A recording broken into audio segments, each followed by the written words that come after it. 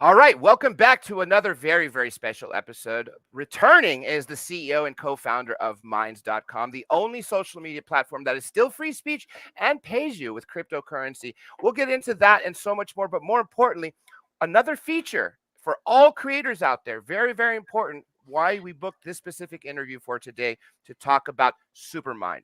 Now, we'll get into all that. You'll see there's a third person here, longtime friend Japhy Ryder. He's actually the reason I brought him here is because he's the one that brought me to this platform. I figured what better way to speak to the founder, CEO, and the guy who brought me to this platform than having them together. So first, let me start with our guest of honor, which is the one and only Mr. Bill Ottman. Bill, welcome to the show. Hey, thanks for having me. And Japhy, thank you for joining. I know we tried to make it happen last time, and it was a little last minute, but I got you here today. 4 a.m. here via the Seoul Korea time zone. Once again, Respect, Bill, man. That's hardcore. we got to work on scheduling things a little better here, but that's okay. I'm looking forward to this. This is reminiscent of the first time we actually connected way back in, I think January 2015, believe it or not, courtesy of Satori D, who put that first pirate radio podcast show together, bringing you and your dad on. That you guys were the first ever guests that we had in that feature capacity. So thank you so much. Once again, it's great to reconnect here. I can't believe that's 7 years ago, man. That makes me crazy. That makes me throw up a little bit in my mouth. You're married, you got a kid now, and the whole thing. So congratulations. I appreciate it. And an established platform. That's very key here. Now, let's for a quick rundown real quick. Obviously, everybody, I would assume, clearly is familiar with Minds. I put it up every time. People can see there's my Minds handle. It's always in my descriptions. So I did say that it's I didn't say the open source part, but I did say it's a free speech platform. Just give a quick rundown on it again for those of people who may not know it, which would be hard for them at this point to not know. Yeah, sure. So Minds is open source, decentralized social network. We, are very focused on transparency, privacy with end-to-end encrypted chat and, not requiring personal information. We have a whole reward system with crypto to incentivize contributors. We just integrated with a decentralized protocol called Nostr, which I can get into a little bit later, but it basically enables your identity, content, and social graph to actually be portable. So you can take them out of Minds. And we're just focused on creator monetization and putting creators first. So we just launched this new tool called Supermind, which enables fans to send their favorite creators offers to reply to them. So it's similar to Super Chat, but the problem with Super Chat, one, is that it's giving a ridiculous amount of money to Google. So that just feels dirty. And also there's no guarantee of a reply when you send a super chat. You're kind of sending a donation with a hope for a reply. The way that Supermind works is you get a notification, Bill's offering you $10 to reply to this post. Mm-hmm. You have a queue of options, and then you can either accept that or reject it. And when you reply is when you get the money, and it expires after 7 days. So as a fan, that is far more appealing. I mean, you want to get something for your money. Go ahead, Japhy, because I do have something to follow up on that. I'll let you take the next one. The notifications, where do they appear? You should get an email notification. Anyone who's listening, send Japhy Ryder a Supermind during the show so he can get a feel for it. But yeah, you get an email notification, and then you should also get a notification you should get a push notification on the app, and it should also show up in your in-app notifications. But if you just click on the more menu on the main nav and then click the Supermind, and you'll see like a feed of your requests if you have any. Thanks to you, I've been able to actually get yours and a few so far. And for those that I haven't replied to yet, I promise I will. We were just cutting it too close to this. Now, let's differentiate between boosting something and superminding. I like the fact that you did say the fact that a fan can get a hold of us directly, because there's so many people on YouTube. I obviously am not reading them all and responding to them. If Right. someone was to supermind me, I will definitely see it, as I have already, and then obviously respond to it. So would people, how do I word this properly? Okay, when you boost something, right, or locking it until people pay the token or cash to see it, how is that? Can you give us the difference between the two? Yeah. So boosting, one token will get you 1,000 impressions. You see the boost button on your post. And if you want, it to be circulated to the broader community, you can click boost and pay some tokens, and Minds basically will spread your content further. Supermind is more targeted at specific creators, and the creator gets, in the case of boost, Minds is getting the tokens.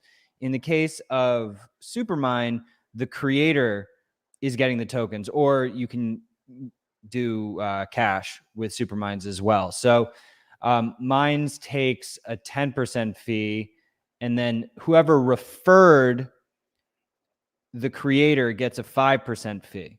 So, and that's ongoing. So, for anyone out there who is trying to earn, if you bring on big creators and they start earning a lot of Superminds, you're going to be getting 5% of all of those Superminds. And that applies to big creators. For big creators out there, if you have other friends who are creators and you bring them in through your referral link on Minds, like, you get part of that fee. So you were saying, are you sure the super chat fee is 50%? I believe so, because when I look at my analytics the next day, based on what I got super chatted, it's, yeah. And from what I've read before from YouTube writing me. Now, if it's changed, then Interesting. I thought it was 30. I mean, even 30 is still bad.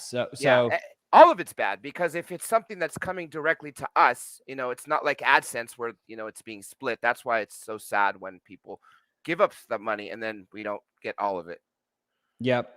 Yeah. So, I mean, basically, when you accept so say I send you a $10 offer, like I just did, to do a text reply. So first of all, when I'm sending a Supermind to somebody, I can specify if I want a text reply, an image reply, or a video reply, which is unique. Yeah, that is very unique. And, then you have 7 days to respond to it. So what was, I just kind of lost my train of thought. So when you reply to me, it posts to your feed. So all of your followers are now seeing that conversation between us. So, if I am a user on Minds and I want to, get in front of a certain creator's audience on Minds, then I can send them a Supermind. And not only am I supporting them, I'm getting visibility to their followers. So it's basically like, I saw one comment about Supermind saying that, oh my gosh, I actually like Supermind more than Boost because I know who is seeing my content. Like with Boost, it's just getting circulated to the whole network, which is great. But, if I want to get in front of a certain audience on Minds, then you can boost to that channel or Supermind to that channel. And then, after you reply, your followers are going to see me. Go ahead, Japhy. No, I think it's pretty straightforward and not too complicated as far as being able to follow the line of thought here. So, and it's perfect. That's great. The profit sharing concept is excellent. That's exactly how we have been working on developing things over via WPRPN.com. Very much in line with the spirit of, and maybe Bill, you can relate to this, hashtag WWRHD. What would Robinhood do? So I think we're seeing that out on full display right now with what the trajectory that developers, including yourself, obviously, have decided to embark upon. So kudos. I'm really glad. One of the things that we had here, the talking points, was tutorials, YouTube tutorials in support of everything that is taking off on Minds, because it's got to the point now where, for I'm sure a lot of people, including myself. There's so much going on. It seems it's not all that easy to follow at times. But what is there as far as YouTube or otherwise, like posted on BitChute, Odyssey, Rumble, that you have in support of new features that are being launched If via you go Minds, to minds.com/info, right? we've been posting all kinds of blogs and some videos about new features and whatnot. So, because Minds also supports video. So, but I would agree with you that it's probably, it would be a good idea for us to launch those tutorials over on other platforms as well, just so that they get more visibility. So I'd be down for that. Excellent. Yeah. You know what else I would like is, obviously we talked about this last time, is getting to that streaming instead of just only putting links or videos on there, which is a great. I'm going to start using more of that. Unfortunately, they're going to be not necessarily the live ones, but also at some point, hopefully, once you get that streaming on there and the ability to have those.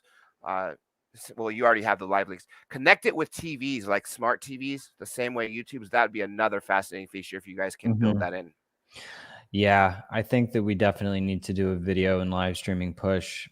Please do, Point. because I have a lot of creator friends that are in the boat that the censorship has gotten so bad on YouTube that I have people that have just ditched completely and have gone to Rumble. And I have a Rumble account and I'm moving stuff there and sometimes simultaneously on both, but I'm still hanging on to here as much as it's been suppressed until, I see a better one. And I've always saw Minds as the place to go.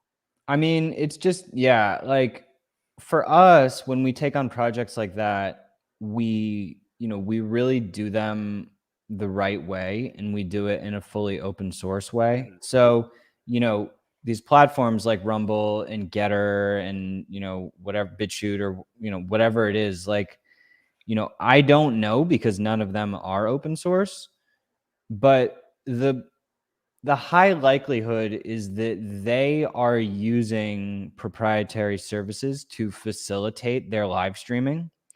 And that's how they were basically able to deliver it. So, that's just not a compromise that we're willing to make. Like we're like Rumble, for instance, uses Google Analytics.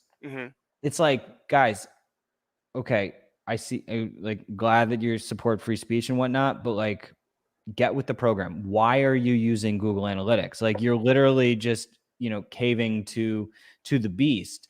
So, like our analytics system, we built completely from scratch, and well, I should say with a array of open source frameworks, which took a very long time to put together. And we did that to, preserve the privacy of our users, but also enabling us to gather useful analytics on what's happening on the platform so that we can improve it. We could have saved like a whole year of development time by just putting in Google Analytics or just grabbing some proprietary live streaming infrastructure and using that. But that's just not something that we're willing to do. And it's like been an ethical principle of ours to not make that trade-off, because that is actually compromising our own users. So, I know that people are kind of like, well, why don't you have live streaming yet?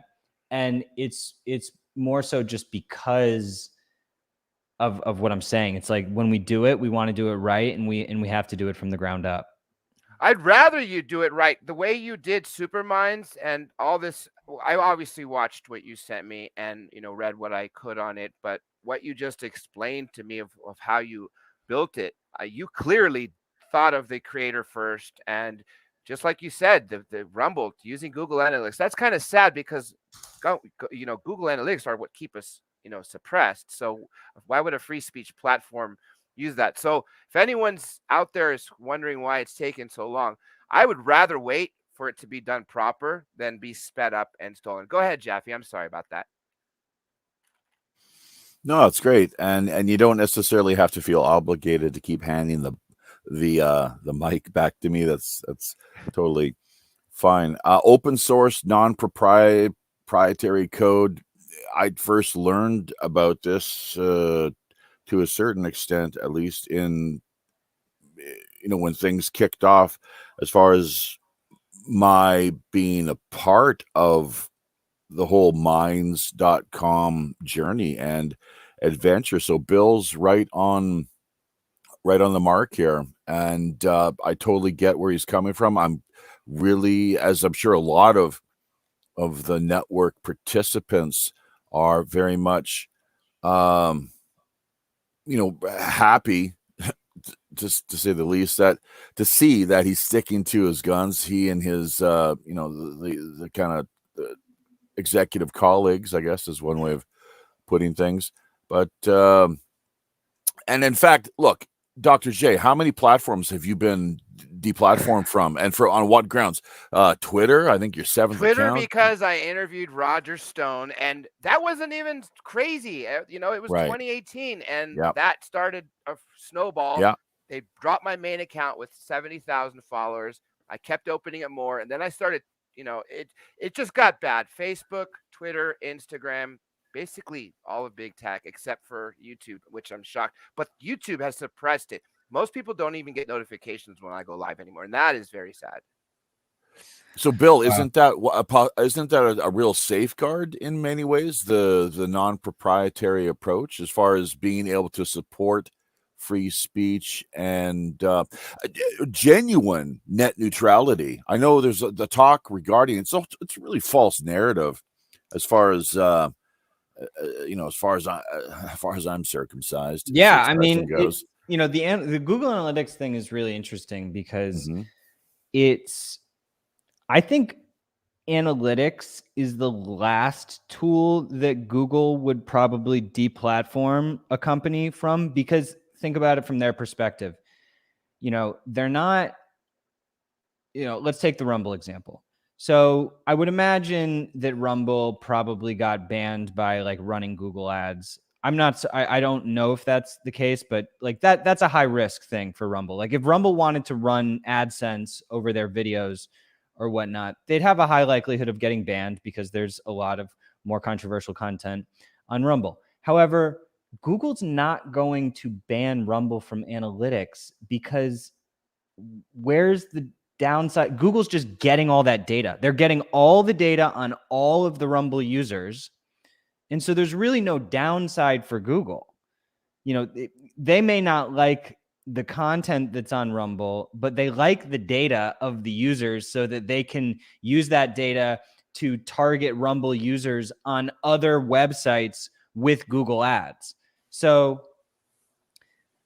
it's just a really interesting power dynamic. And I think that in what's happening right now in the whole sort of alternative social media space is that it's starting to get pretty crowded, which I'm sure you've noticed. You've got Trump's site, Truth Social, you've got Getter, you've got BitChute, Odyssey, Rumble, blah, blah, blah.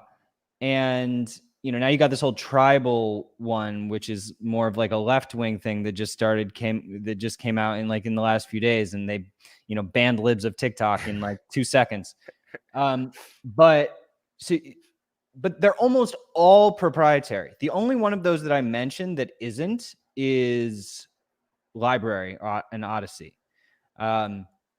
So kudos to them for actually, walking the walk in terms of transparency. But it's like you have this whole group of networks that are just saying free speech when their content policies really mostly aren't fully free speech aligned with the First Amendment. And they're sort of using it in this marketing sense. But like technologically speaking, these platforms are just all cookie cutters of the same thing.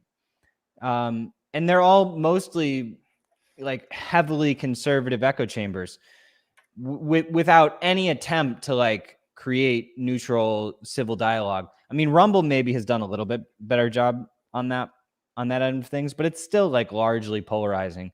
So, it's good that there's more players emerging, but I think people, like, the reason I bring this up is because people really need to be discerning with, you know, which apps they choose to support. Just because an app says on their homepage, oh, you know, we care about free speech in the marketplace of ideas, like, that's a trendy thing to say now. It's not, but you have to look under the surface and see what they're actually doing, and are they actually putting creators first? Most of the time they're not.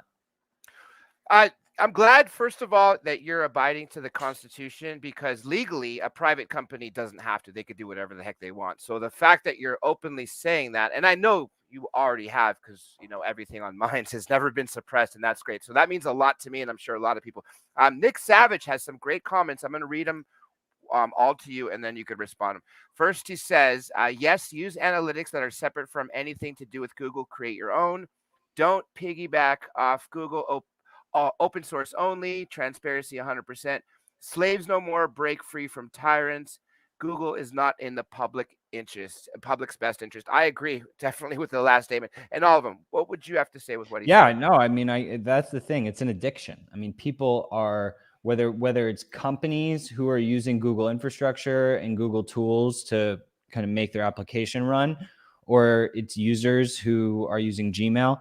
Like, Gmail is one of the, I think it was Harmeet Dillon who made a post today, and she was saying, you know, stop using Gmail. And, you know, Gmail is one of those things that 99% of people are just hopelessly addicted to, because it is super smooth. It is a amazingly designed app, just like most Google products. They're amazing. I mean, they're great. They're incredibly well designed. They're snappy. They do what needs to be done. But, you know, that's the addiction, and it's the dopamine addiction, and it's just that convenience, and people aren't willing to give it up. You know, like Proton Mail. So for instance, for like Mind's email server, we use Proton Mail, and The encrypted one, right? yeah, it's not, you know, it doesn't feel quite as good. You know, there's something about it that is just not quite there. However, the satisfaction that you get using it and knowing that you're supporting an open source company that cares about privacy, like, that does impact how you feel. And so, you know, even though you have this short-term convenience satisfaction when you're using Gmail, you know, you feel dirty. It's like you're just like a drug-addled, tech-addicted, you know, citizen of dystopia. And that in the long run is really going to weigh on people. I know a lot of people just sort of choose to turn a blind eye, and most people don't even know anything about this, and it's convenient to not pay attention to it. But Gmail is very important to get off. And, you know, I just hope that people who are, all of these platforms have the opportunity to change. So I would, you know, say to, you know, obviously Rumble is doing way more important things for speech than YouTube, and so they need to be applauded for that. But everyone out there who's using Rumble, like, call them out for the Google Analytics thing. It doesn't mean that you can't still support them in other ways. Like, it's good that they exist, but let's not just let them get away with, like, only going halfway. And they are, because their search is all messed up too. That's my biggest complaint until I found out what you just said. So to me, you know, trying to find even some of my own stuff, Interesting. it's definitely broken on that. That's a perfect example of how hard it is to build these apps. And so, like, from Rumble's perspective, you know, they've got all these different products they're juggling. They're like, oh, Jesus, we have to build a whole, you know, new search server. What are we going to use? We could just use Google.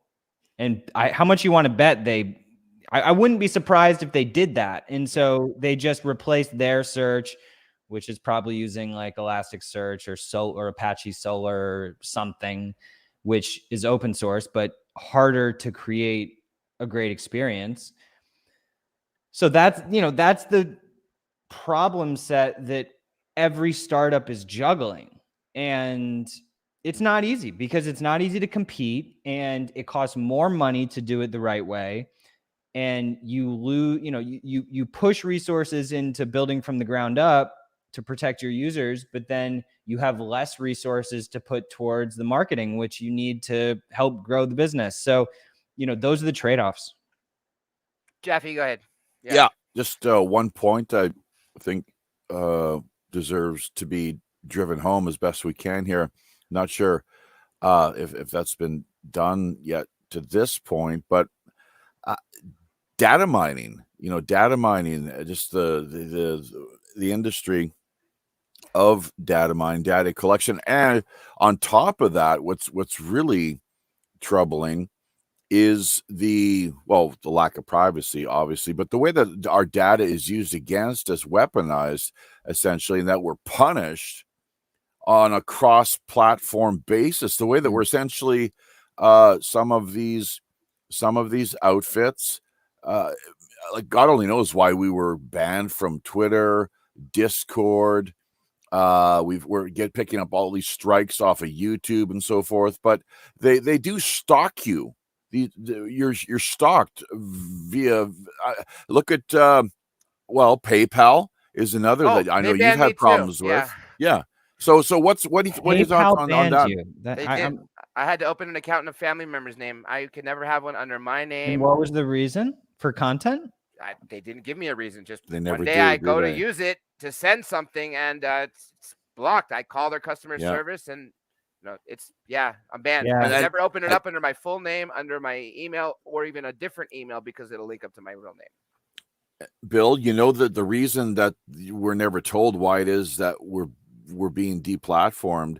Apparently, you're probably aware of this. It's for legal reasons, I guess. Is that right? I mean, I think the less information they can get away with giving, the more flexibility it gives them in the future when, if a lawsuit ever pops up.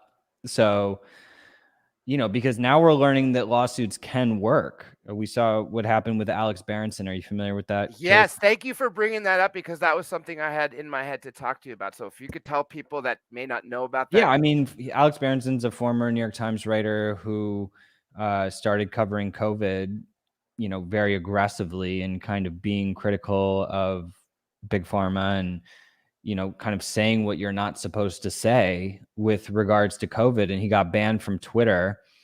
And so he sued them. And he actually, in the process of suing them, he got what's called discovery, which means that you're able to request records from them. And so not only did he get the judge, allowed him to force Twitter to allow him back on the platform, but he also was able to request documents showing the reason why he got banned.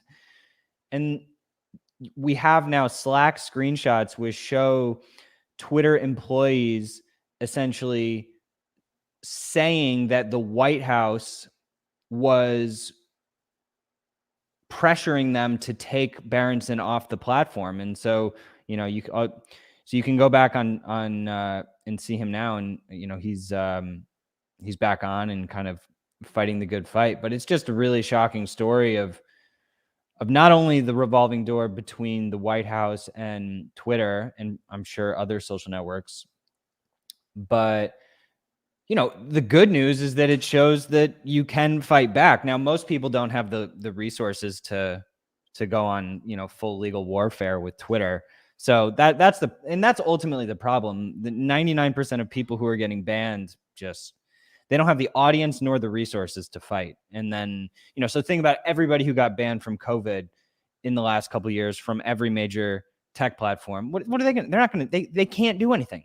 And have they been restored? No, of course not. One other thing about Alex Berenson's case, and that was, I believe, it was the 5th District Court of Appeals, the Federal District Court of Appeals. I think Twitter is probably going to try to appeal, regardless of what they do. Obviously, this establishes a great precedent. The only level above that would be the Supreme Court of the United States, but it wouldn't even get to that point, considering it's already decided at that level. So I would think, because, obviously I have a law background, I would think that is enough. That would be more than enough to, unlock every account, but it looks like they're staying back to be challenged. Another thing I wanted to ask you is, you were invited by President Trump when he was president to for a social media summit at the Mhm. White House. Nobody Yeah. showed up except you guys at Minds, right? Is that correct? You mean in terms of Mark platform? Zuckerberg, Jack Dorsey, those guys, from what I understand when I was watching the news that day, they weren't there. That's true. I will say I don't know if they were invited. They were. From what I hear from They my were. friends at that Trump camp, they all of them were given an invitation Okay. personally, and yeah, none of them showed up. yeah. Then, yeah, no. I mean, of course not. Why do they want to subject themselves to this kind of conversation? It just opens them up to more liability, and they know that they know what's coming at them, which was surprising. Like why Zuckerberg has been going on this sort of podcast tour and embarrassing himself on Rogan's podcast. But you know, it's very brazen and arrogant. It's sort of like he's starting to believe his own BS to a point where he thinks that he can like get away with it on these, I wish Joe had there's a handful of questions I wish Joe had pushed harder on and asked him. But I do think that he got some really interesting admissions out of him, particularly with regards to like the Hunter Biden stuff and the kind of the conversations between Facebook and the FBI during that whole period and a lot of the deplatforming that was occurring. So, and you can't expect Joe can only do what he can do. So, but yeah, I mean, no big tech reps were there. And I do wish at that summit, Trump had invited more people on the left who had been deplatformed, because they're actually, and it would have caused that summit to be much more kind of much better recepted and covered more too on the news, right? Well, and covered more, yeah, because it got labeled as sort of this, as is typically happens in the media. They just call everything having to do with free speech just a far right, I know, thing, which it would have been easy for them to reach out to like a dozen progressive alternative media outlets who have been deplatformed and invite them. And that would have shown a lot more balance in the event, because that is literally happening. I mean, you do have anti-authoritarian, left-wing personalities who are getting deplatformed. Rational people across the political spectrum are experiencing this. So it's not so much like a lot of people like to say, oh, big tech has a huge left-wing bias, which may in a general sense be true, but it's more so like an establishment left situation, as opposed, like, people like Lee Camp just got, heavily deplatformed. He's a reporter at RT and is, obviously not a Russian asset, but that's kind of the narrative about any reporter who works for RT. Doesn't matter. Right. Look at Russell. Well, Russell Brand finally picked up a strike, I think, off of YouTube, and that was enough to send him over to, I believe it's Rumble now, is where he's mostly focused on. I like how you say finally. Well, yeah, because no, it's exactly what you said there, Bill. That they kicked the shit out of a little entities such as ourselves. WPRPN, Pirate Radio Podcast. We're nobodies really in the largest scope of things, but these bigger, more well-established personalities, they're a little more, unless you're Alex Jones, I suppose, reluctant to go after. Jimmy Dore, I think, is another who may have. I mean, he's great the way he. He is. I think he self-identifies at least as a leftist type, so-called progressive, which, from my standpoint, just to touch on this in brief, it's regressive, unfortunately, all too often, the way that they're just the total full-blown insanity. But one thing I'd like to kind of return to, kind of come back to, is the private public partnerships, a revolving door, as it was referred to earlier, revolving door industry. That, if you could, well, I don't know if you'd like to further comment on that, but Silicon Valley in particular, do they not receive billions of dollars in government, taxpayer funded handouts, essentially? A kind of, the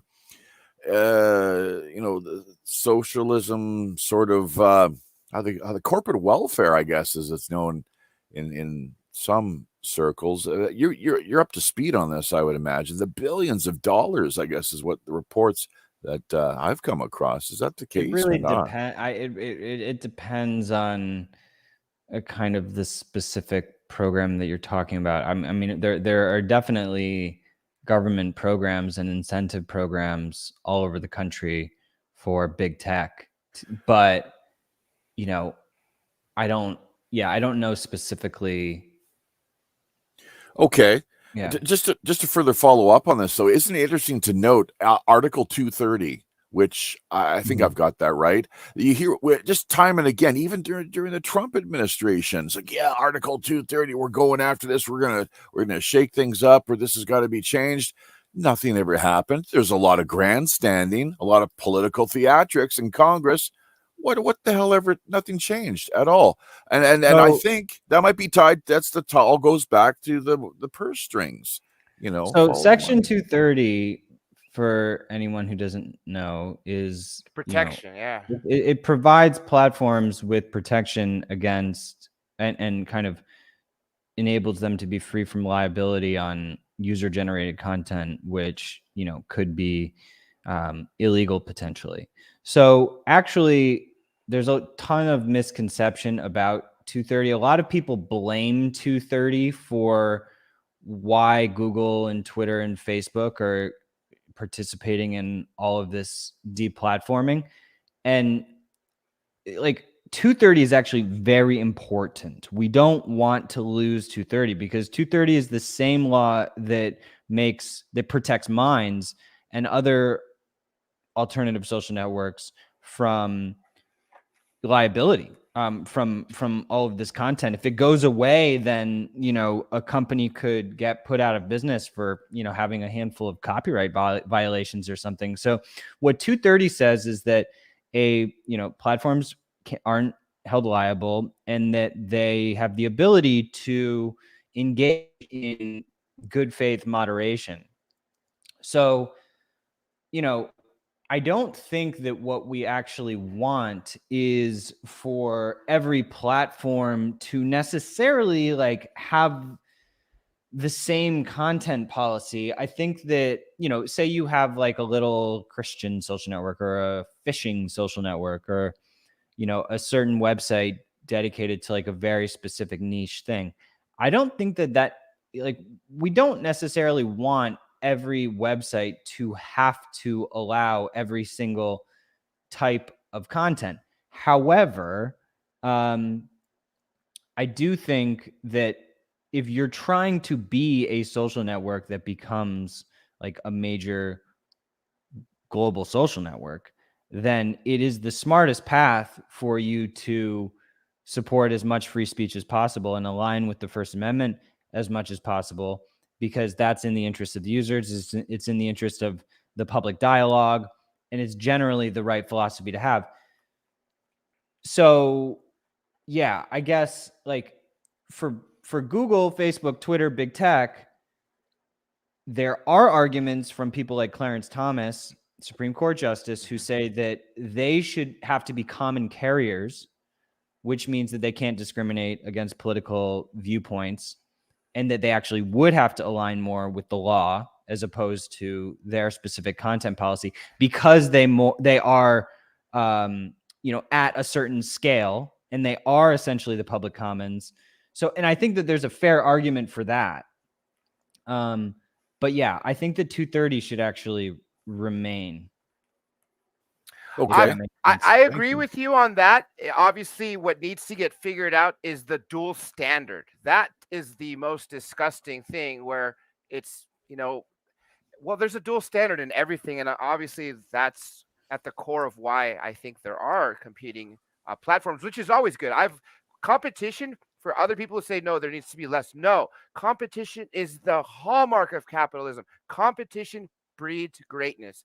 It's always good for the consumer. So I'm always Yeah, for and more. look at what is happening now. I mean, Elon is likely taking over Twitter on Friday. Hmm. And Kanye So with Parlor. right. So, we are and Elon, like, we got to hold him to this, but he has said that he's going to bring it back to free speech, and that he's gonna bring the band back on and encrypt messages and do all these things. And open source the code. I'm honestly quite skeptical that he's actually going to do all of these things. I hope he does. I'm willing to give him the benefit of the doubt for a while, and we've even volunteered to help. Elon, if you're listening, who knows? That's You never that's a know. really important thing to know. I'm glad you said that, because maybe we could use some back channels and get that statement. Well, and that's exactly what I've been talking about here throughout the whole course of things. I'm sure this has crossed your mind at least a time or two as well, Bill. Oh, has he contacted you, he or any of his representatives?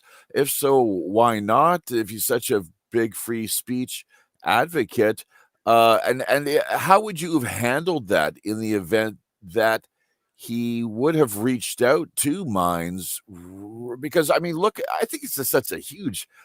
Maybe I'm missing something, but $40 billion for Twitter, a total waste of a real just so much of a waste. Yeah, Unfortunately, he overpaid. That's for sure, and he knows that, and he's publicly said that.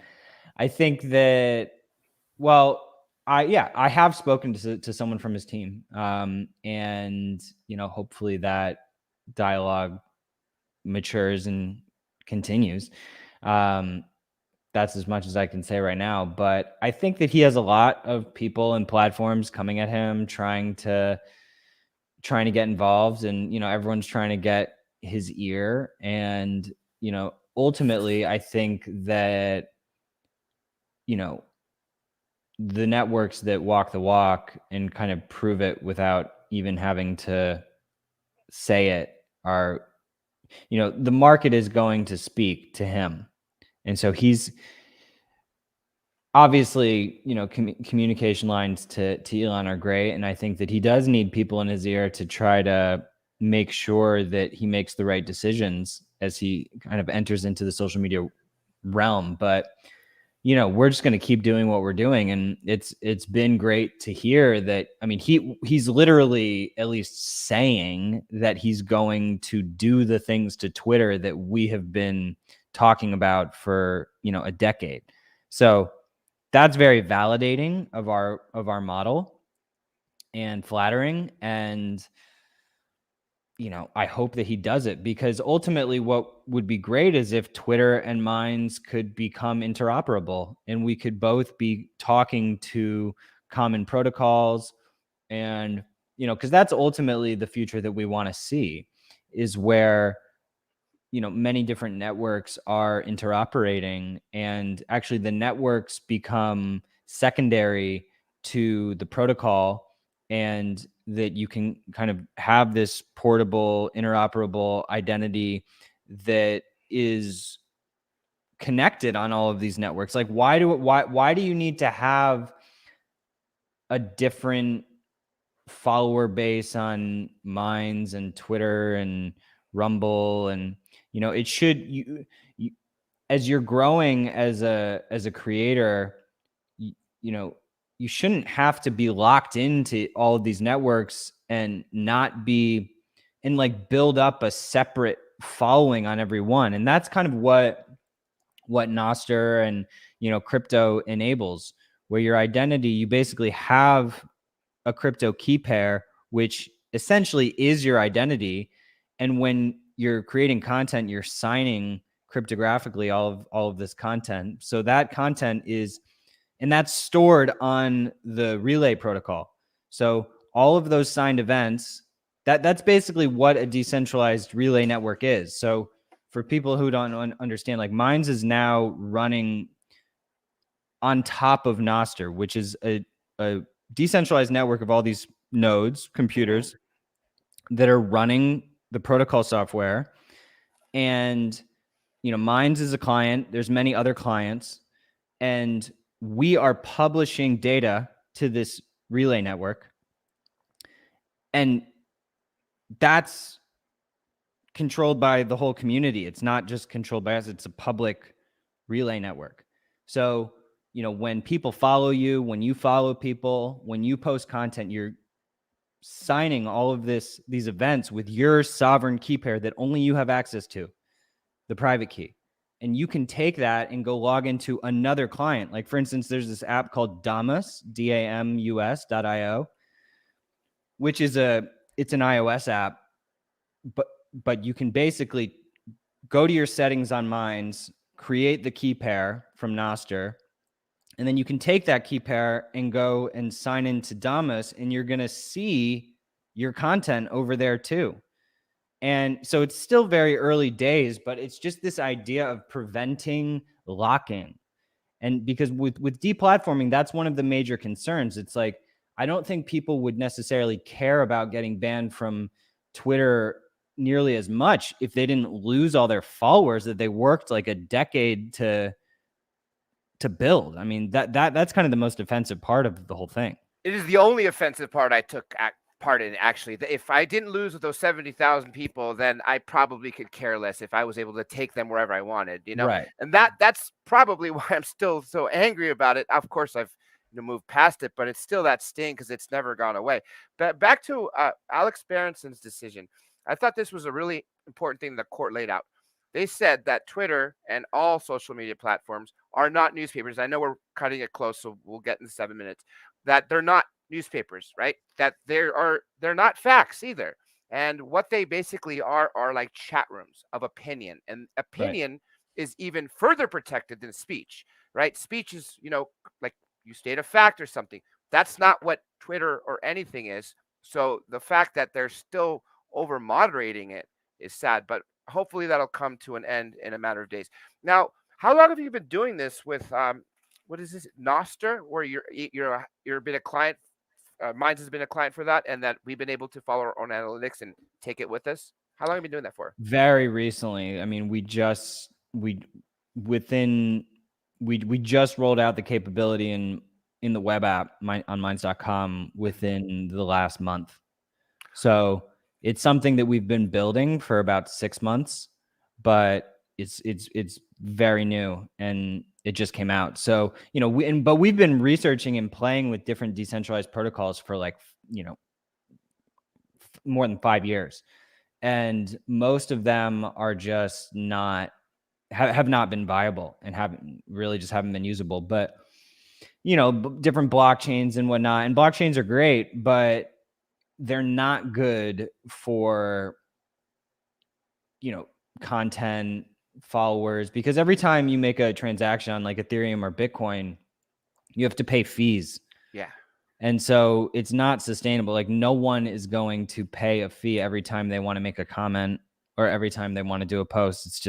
It's totally unrealistic. And that's not what those blockchains were even designed for. They were designed to be like financial infrastructure, not like social media heavy content infrastructure. So, we do have blockchain integrations, but for like the core social media use case, it's not really the solution. So yeah, we're really excited about it. I don't want to overpromise, but it is very exciting, and we do feel like we're in the beginning of actually finding the solution. Nostr has only existed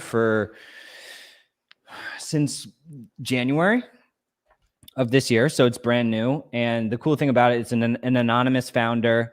There's no company. It's totally public domain, which is like the freest version of open source software. Yeah. So I was supposed to publish a blog about it last week, but I'll do it this week. And yeah, I'll send it over. Please do. I know we're cutting it close. We'll get the next 4 minutes in, and we'll let you go. Go ahead, Japhy, if you want to get one more in before we have to wrap. Well, I guess just quickly here, made a few notes before going live, and basically, what of boosting groups? We've never been able to do that. We've never been able to boost groups in any manner. Everything else on the platform you can boost, it seems. And secondly, it's quite simply, what about people who don't have a cell phone? As far as for the tokens. well, yeah, to get the wallet launched, that's a real pain. Yeah. So that's been those Are you are talking about good. the on-chain wallet? Or Yeah. Okay. Well, in order to be eligible for rewards, you need to verify a phone number, which we don't actually store. Cell phone. Yeah, we do that because it is a way of showing uniqueness, and because there were a lot of people who were essentially trying to farm and inauthentically earn rewards, which was screwing everybody else over. It was screwing everybody else over. So we needed a way to measure uniqueness. We're going to be ditching the cell phone thing soon. We've been working on a mechanism. But the problem is when you're measuring uniqueness, most of the solutions you'll see on different apps are like, oh, verify your identity, take a picture of your driver's license or your face, and then that's querying some like surveillance database. And we were just never comfortable integrating with a tool like that. So, a text message where we weren't even storing the phone number seemed like a reasonable route. But the problem is Twilio, which is like the SMS provider that we were using, like SMS just sucks. It's always breaking, messages don't get delivered depending on what country you're in. There's all these different problems. So, it's just not a good system, and it's extremely expensive. Like we are literally fronting the cost for all of those text messages, which is it's thousands of dollars a month for us to pay for it, to pay for that. So what we're going to be doing is adding this new feature in our mobile app, which is an anonymous uniqueness system where all you have to do, you basically open the app. It's going to tell you a string of numbers that you have to then write down.